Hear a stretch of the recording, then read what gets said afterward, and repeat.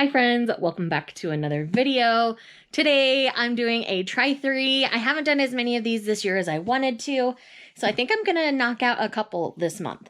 So the first one on the list of try 3s that we're gonna get done is Drifting Dragons.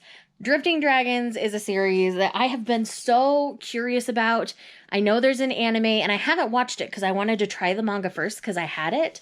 I have flipped through and looked at the art a little bit, and I do like the art style in general, and I honestly don't know too much about this. My friends who do talk about it really love it, but I don't have too many friends talking about it. So I thought this would be a good experiment for me to try it out for you and see how it goes. So what I'm going to do is I'm going to read the first chapter of Drifting Dragons, then I'll come back, kind of give you an update of what's actually going on in the series, and then I'll wrap up as needed. So I do have volume 1 here, volume 2, and volume 3. So I will be reading all 3 in this little video experiment, just like always. I am really excited to do this, so let's go ahead and do it.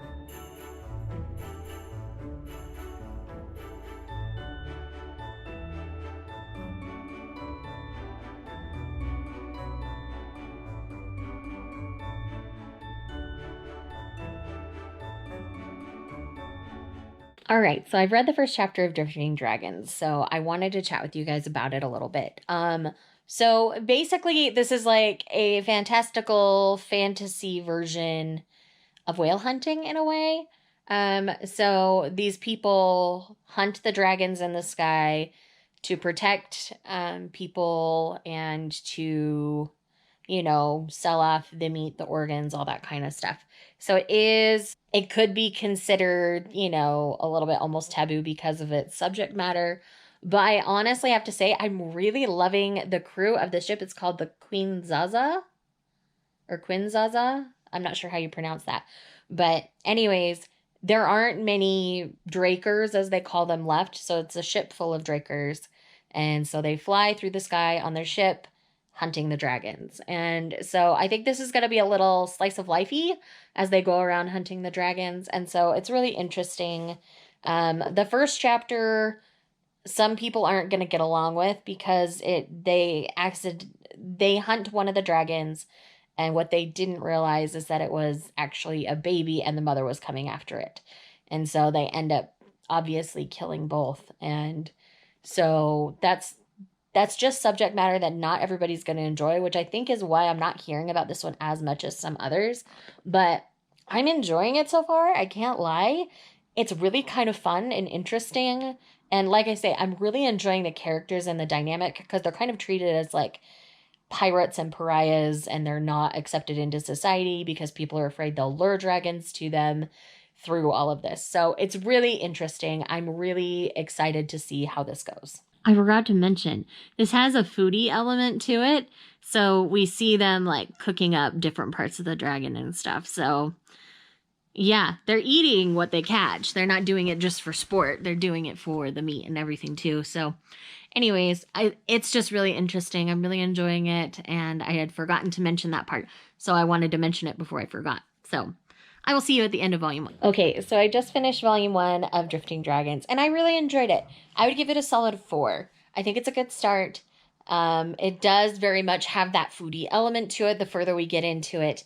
And Mika is a really interesting character. It's this guy here on the front. He loves to eat dragon, and that's how he ended up being this foodie who loves all things dragon, and it's really interesting. I really enjoy it, and it's going to be really interesting to see how the next couple of volumes go, because if I start to get bored by the end of the third, I'm not sure I'll continue, but I really wanted to give this series a try. I'm really enjoying it so far, but again, this isn't going to be content everybody's going to love, so just tread cautiously if you're not into foodie manga or you're not into, like, you know, hunting dragons for meat, then this is probably not going to be a series for you, because that is definitely what it's all about. So I'm really excited to see how the next volume goes.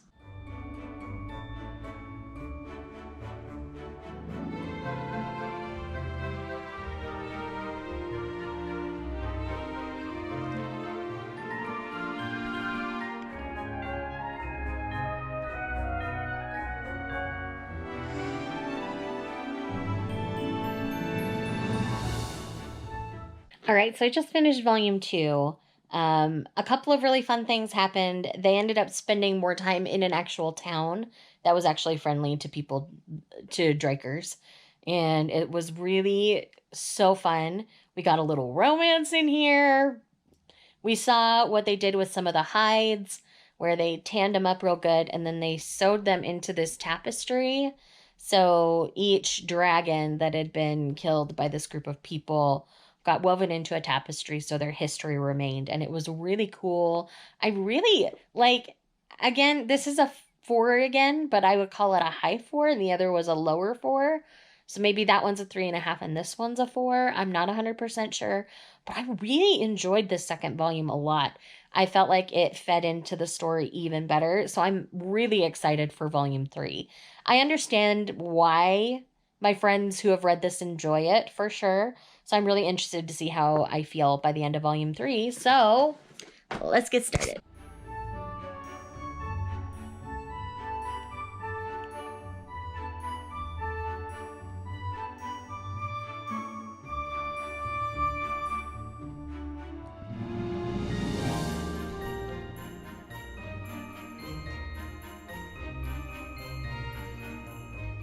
All right, friends. So I just finished volume 3 of Drifting Dragons, and this one was a different volume from the other two, which I really enjoyed.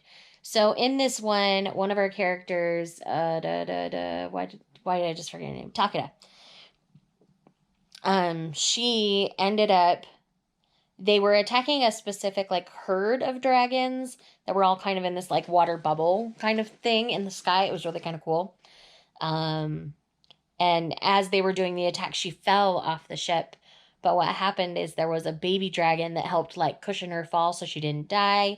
And she ends up making a friend down on the ground and bonds with this little baby dragon. And so her task is to get it back to the herd and back with its family. And it's really cool. I really loved this particular volume. Takeda is a really interesting character, second to Mika in my favorites.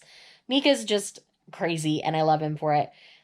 And then in this one, Takeda really got some time to shine. I really enjoyed that dynamic. So, what's the verdict for Drifting Dragons? I do think I'm going to keep collecting it. I really enjoyed those volumes. And for me, it's not like Delicious in Dungeon. I kind of got bored of that one over time.